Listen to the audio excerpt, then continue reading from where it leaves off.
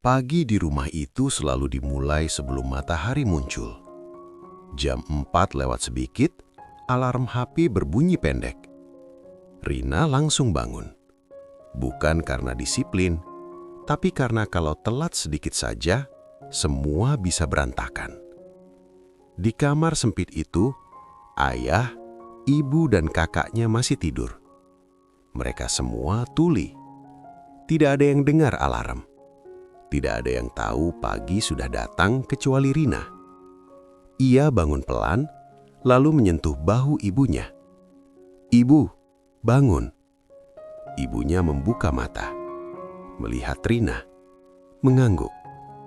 Ayahnya bangun setelah lampu dinyalakan. Kakaknya menyusul, masih mengantuk. Tidak ada suara pagi di rumah itu. Tidak ada obrolan, hanya gerakan. Isyarat tangan, tatapan mata. Rina ke dapur, menanak nasi, menggoreng ikan asin, menyiapkan teh manis. Sambil masak, ia melihat jam. Jam 5 kurang. Hari ini mereka harus ke pelabuhan. Ayah dan kakaknya nelayan. Ibunya bantu jual ikan ke pasar. Dan Rina adalah penerjemah mereka. Di luar rumah udara masih dingin. Mereka naik motor tua bertiga. Rina duduk di belakang, memeluk keranjang kosong. Di pelabuhan, suara mesin kapal, orang teriak, burung camar. Semua itu hanya terdengar oleh Rina. Ayahnya berdiri di depan pengepul ikan. Orang itu bicara cepat. Harganya turun, ikan kecil. Rina menoleh ke ayahnya, menggerakkan tangan, menerjemahkan. Ayahnya mengernyit, membalas dengan bahasa isyarat yang cepat. Rina kembali bicara ke pengepul. "Bapak bilang ini hasil tangkapan semalaman, bukan ikan kecil." Pengepul mengangkat bahu. "Ya sudah, mau ya segini. Gak mau, cari yang lain." Rina menelan ludah. Ia tahu tidak ada pilihan lain. Ayahnya menatap Rina. Matanya bertanya.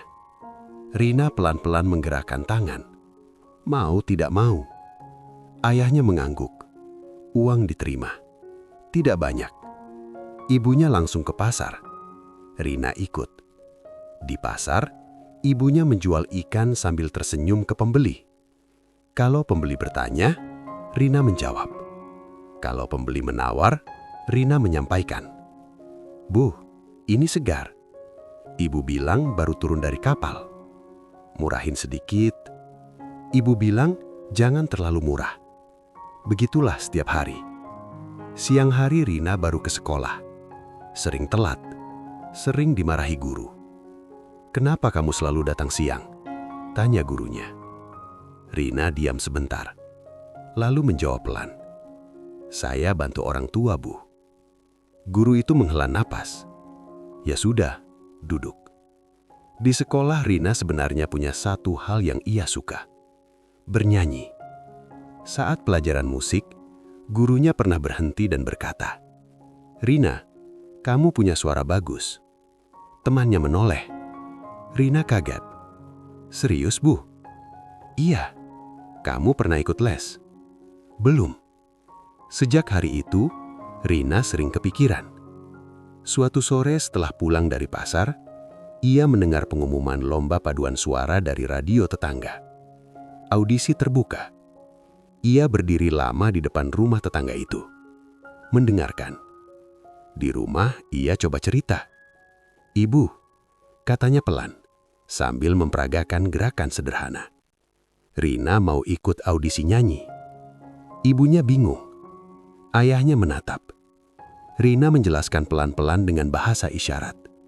Tentang audisi, tentang sekolah musik. Ayahnya menggeleng.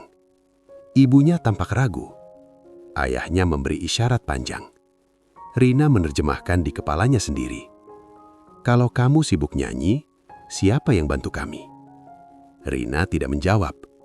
Hari-hari berjalan. Pagi ke pelabuhan, siang ke sekolah, sore ke pasar. Tapi diam-diam, Rina latihan nyanyi. Di kamar mandi, Di jalan pulang, pelan-pelan, suatu hari gurunya memanggil. Ada audisi sekolah musik, saya daftarkan kamu. Rina panik. Bu, orang tua saya? Kamu pikirkan dulu, tapi kesempatan ini jarang. Malam itu Rina duduk di lantai rumah. Ayah dan ibunya di depan TV. Rina mengumpulkan keberanian, menggerakkan tangan, menjelaskan lagi. Ayahnya marah. Isyaratnya kasar. Ibunya menatap Rina lama. Ibunya lalu memberi isyarat pelan. Kamu mau? Rina mengangguk. Matanya berkaca-kaca. Hari audisi datang. Rina datang sendiri. Tangannya gemetar. Saat ia bernyanyi, ruangan hening. Ia menutup mata, bernyanyi sejujur-jujurnya. Ia lolos. Tapi masalah belum selesai. Kalau ia sekolah musik di kota, ia tidak bisa lagi ke pelabuhan setiap hari. Tidak bisa lagi ke pasar. Tidak bisa lagi menerjemahkan. Ayahnya duduk lama di rumah, menatap tangan Rina. Akhirnya ayahnya memberi isyarat. Kamu pergi. Kami belajar pelan-pelan. Rina menangis. Hari keberangkatan, pagi itu sunyi. Tidak ada teriakan, tidak ada suara. Ayahnya memeluk Rina erat. Ibunya menyentuh pipinya.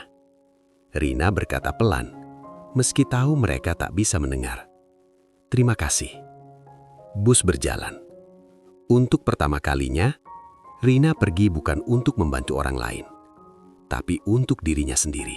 Hari keberangkatan itu tidak dramatis. Tidak ada tangis keras. Tidak ada pelukan lama. Sebelum Rina naik kendaraan, ayah menepuk dadanya sendiri, lalu menunjuk ke arah Rina. Isyarat sederhana. Suaramu di sini. Lalu ia menunjuk keluar ke jalan. Dan di sana, Rina mengangguk. Untuk pertama kalinya, Rina pergi tanpa rasa bersalah yang menumpuk. Bukan karena tugas Rina selesai, tapi karena Rina diizinkan menjadi dirinya sendiri. Tidak semua keluarga mengikat dengan kata. Sebagian mengikat dengan ketergantungan yang tidak pernah diminta. Dan kadang, mencintai keluarga bukan soal selalu tinggal, tapi berani tumbuh tanpa membenci diri sendiri.